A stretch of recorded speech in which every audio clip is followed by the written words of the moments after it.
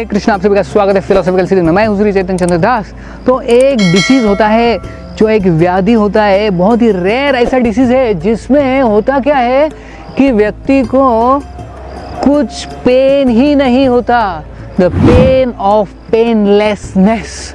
तो ऐसा एक बहुत ही रेयर डिसीज़ होता है, टेक्निकल टर्म्स में कुछ कहते हैं, लेकिन व्यक्ति को कुछ भी पेन नहीं होता, बॉडी में कहीं पे भी पेन होता नहीं, कुछ भी उसको समझ में नहीं आता कि सेंसेशन ही नहीं होता है। तो ये डिसीज़ बहुत ही खतरनाक। आपको लगेगा अरे वाह अच्छा है, कुछ पेन ही होता नहीं तो अच्छा है। नहीं, इसमें अगर उस व्यक्ति का हाथ अगर अग्नि में चला गया तो उसका हाथ या उंगली जल जाएगी, लेकिन उसको पता भी नहीं चलेगा उसका उंगली जल गया, उसका पूरा हाथ भी जल सकता है। तो उसको पता नहीं चलता कि उसके अंदर, उसके शरीर में कहाँ पे पेन हो रहा है, कुछ गलत है या कुछ उसको समझ में नहीं आता। द पेन ऑफ पेनलेसनेस ऐसा एक बहुत ही रेयर डिसीज़ है कि उसको समझ में ही नहीं आता।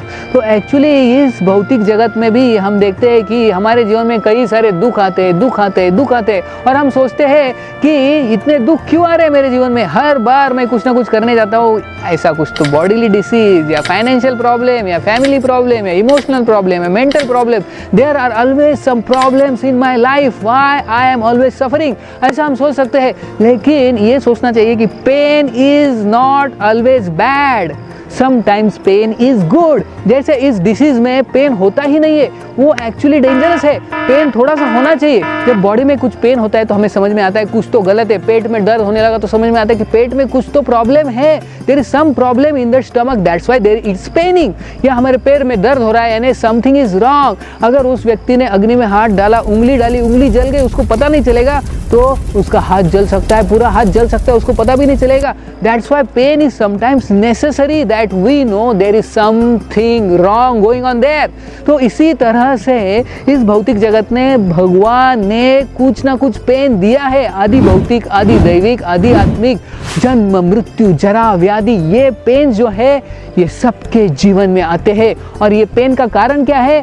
So that we should realize that we are at wrong place, there is something wrong in this world, that's why there is pain। तो ये समझ में आना चाहिए कि मेरे जीवन में इतने सारे दुख है, यानी कुछ तो गलत है, something is wrong, I am not at right place। Yes, we are not at right place, actually our right place is the kingdom of God, spiritual world along with Lord Krishna, that is our actually original place। वहाँ से हम यहाँ पे आ गए हैं, इसलिए इतने दुख भुगत रहे।